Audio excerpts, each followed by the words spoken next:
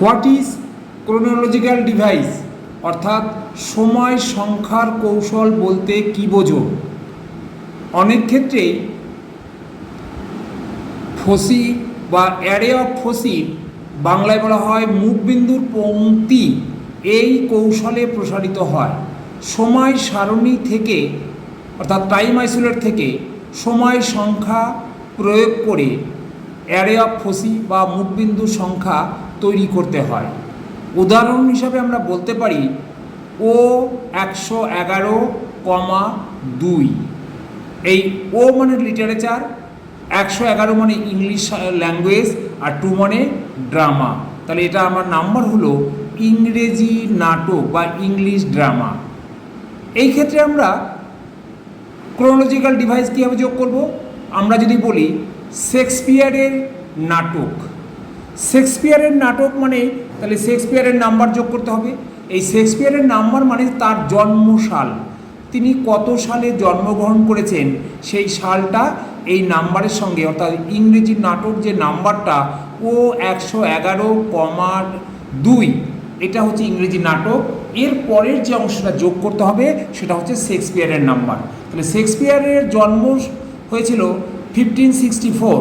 তাহলে 1564 যদি হয়, আমাদের যে ক্রোনোলজিক্যাল ডিভাইস আছে সেইখানে এই 1500 থেকে 1599, অর্থাৎ এই 100 বছরের জন্য যে ক্যাপিটাল জে দিয়ে ডিনোট করা হয়েছে।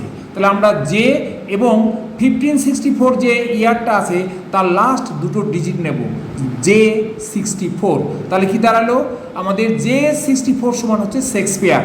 তাহলে আমাদের শেক্সপিয়ারের নাটক যদি এটা ক্লাস নাম্বার বের করতে হয় তাহলে আমরা নেব ও 111,2J64।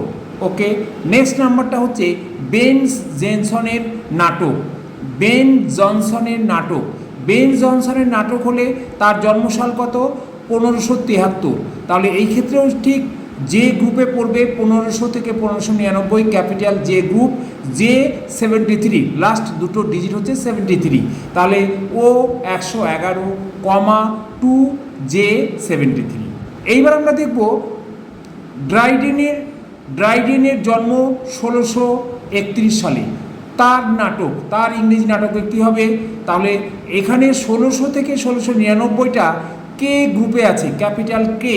তাহলে তার লাস্ট সংখ্যা কত? 30, লাস্ট দুটো ডিজিট হচ্ছে 331। তাহলে K31। তাহলে এই K31 হচ্ছে ড্রাইডেন। তাহলে ড্রাইডেনের নাম্বারটা ইংলিশ ড্রামার সঙ্গে যুক্ত করতে হবে। তাহলে সেটা কত? ও 111,2K31। এইভাবে আমরা ক্রোনোলজিক্যাল ডিভাইস যোগ করতে পারবো। তাহলে এইগুলি সবই হচ্ছে সমপংক্তির বর্গ সংখ্যা। তাহলে সময় সংখ্যা প্রয়োগ করে একটি মূল বিষয়ের বিশেষ মতবাদগত রূপ বা সিস্টেমের পংক্তি প্রসারিত করা হয়। আমরা নিচে উদাহরণের সাহায্যে বোঝাবার চেষ্টা করেছি। LB এটা হচ্ছে আয়ুর্বেদিক চিকিৎসা, এল মানে হচ্ছে আমাদের medical science, R B for হচ্ছে আয়ুর্বেদ। এলডি মানে ইউনানি চিকিৎসা, এল মানে মেডিকেল সায়েন্স, ডি হচ্ছে ইউনানি চিকিৎসা। এগুলো আমরা টাইম আইসোলেট থেকে পাবো।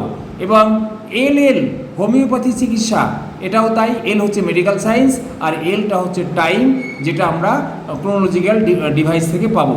তাহলে LM প্রাকৃতিক চিকিৎসা, ন্যাচারোপ্যাথি। তাহলে এখানে এল হচ্ছে চিকিৎসা বিজ্ঞান, প্রত্যেকটার সঙ্গে এল আছে, এটা হচ্ছে মেডিকেল সায়েন্স। এরপর BDLM যুক্ত হয়েছে, এগুলো হলো সময় সংখ্যা, যা টাইম আইসোলেট বা সময় সরণি থেকে নেওয়া হয়েছে। Thank you.